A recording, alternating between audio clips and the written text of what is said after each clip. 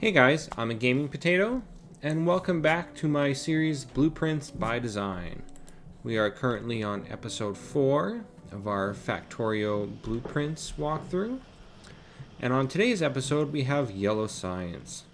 So you can see I have quite a large yellow science blueprint here.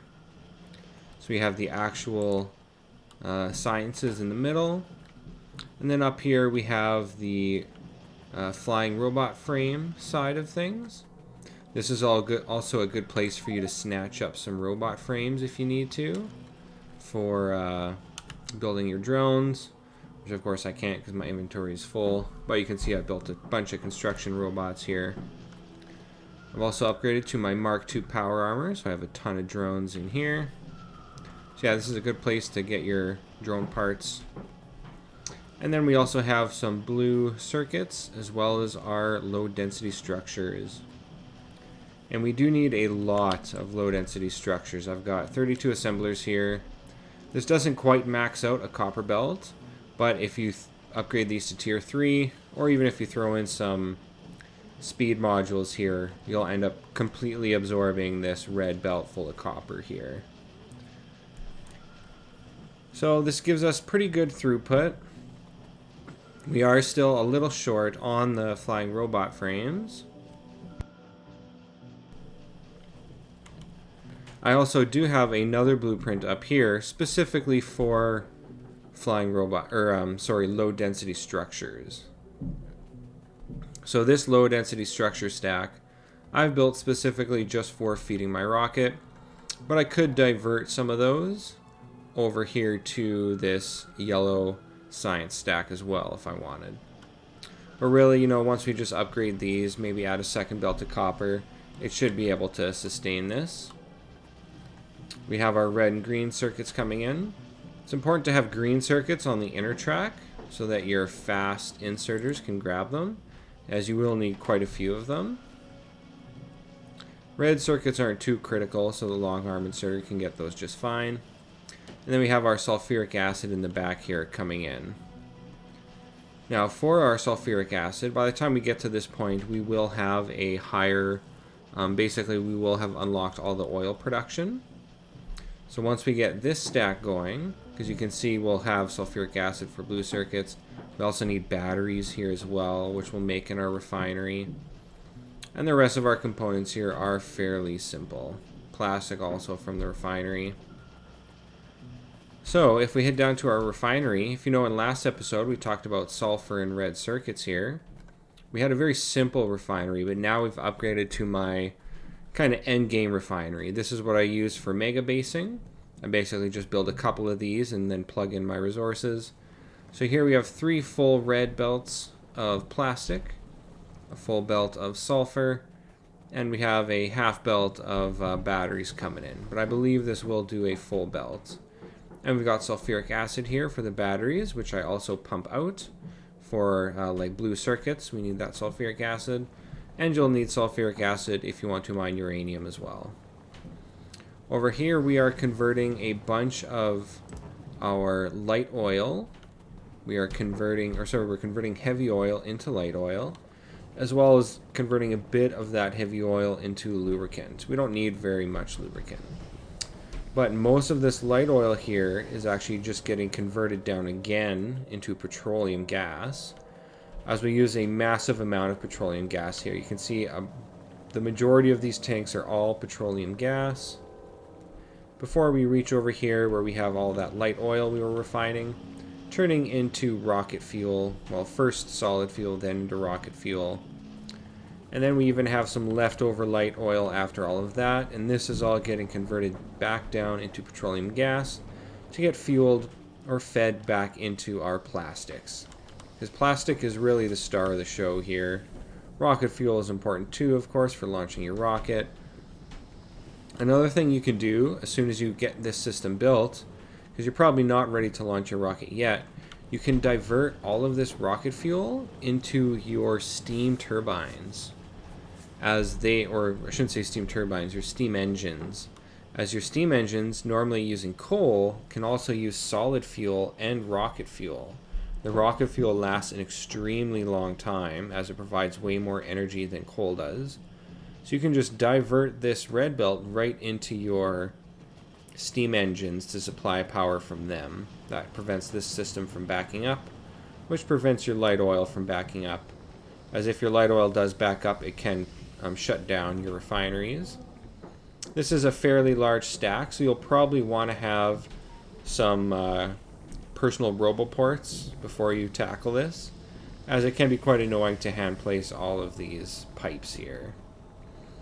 And then I've used my water fill mod just to place a couple blobs of water here for my water inlets. I have one inlet here for my refineries, and then over on the other side I have another water inlet just over here. So you'll just want to make sure once you plop this blueprint down, you hook up your 3 water lines here. So now we've got our refinery down, we've got yellow science down. We can also work on our power armor and our power armor slots. So I've got power armor Mark II right here, so it's quite large. I've got a ton of roboports and a ton of batteries as well. So a blueprint I have built, but I don't have laid down here as it's temporary. I built a power armor prep blueprint. So this blueprint is a temporary blueprint. You can plop it down, plug in some resources, and this will build you your level 2 speed modules and level 2 efficiency modules, which you need to build your Mark II power armor, as well as it'll do a bunch of tier 2 batteries, and it'll get you a bunch of tier 1 roboports, which you will need 5 tier 1 roboports in order to actually build a tier 2 roboport.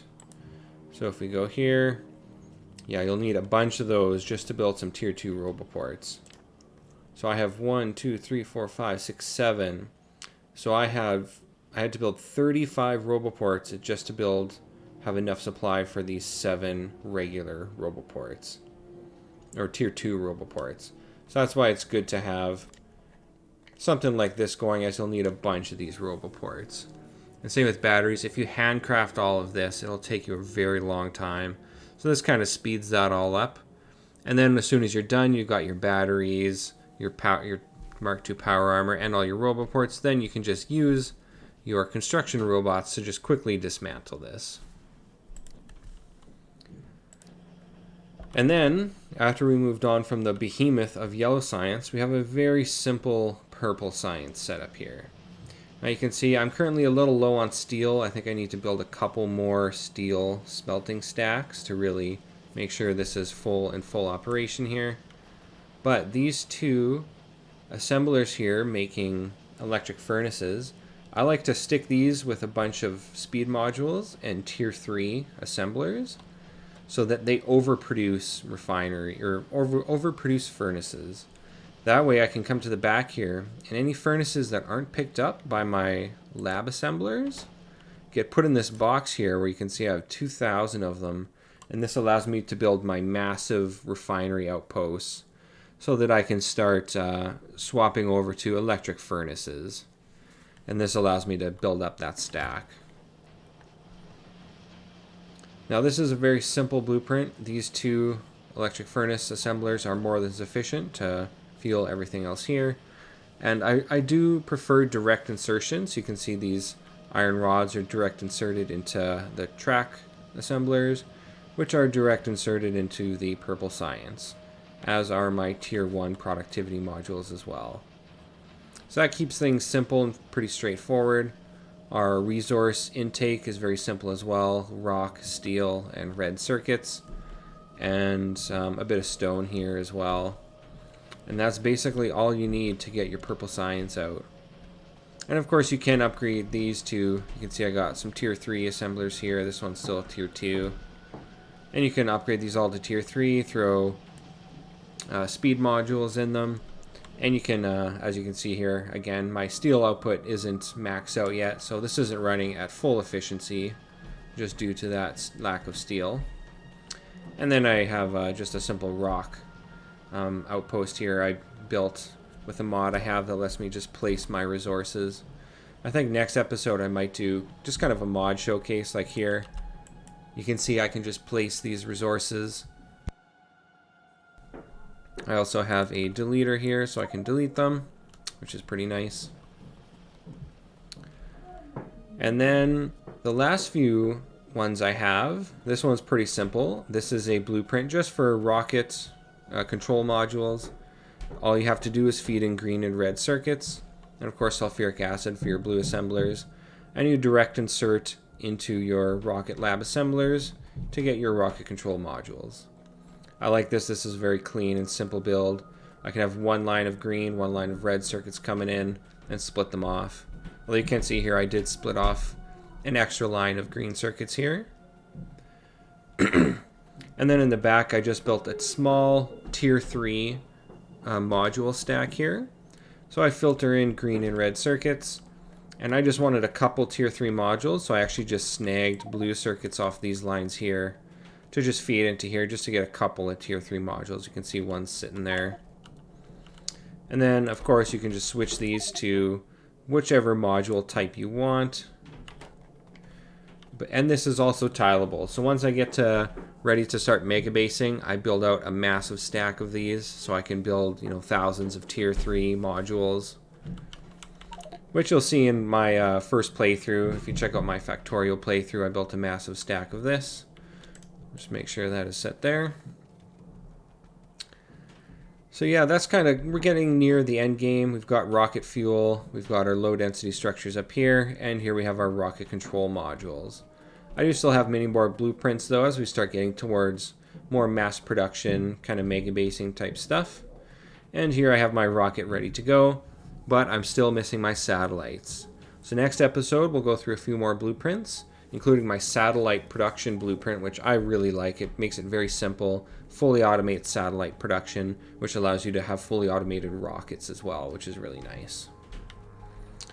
And that's all I have for you today. If you enjoy my content, please like, comment, and subscribe, and I'll have more episodes for you soon. Alright, thanks. Bye.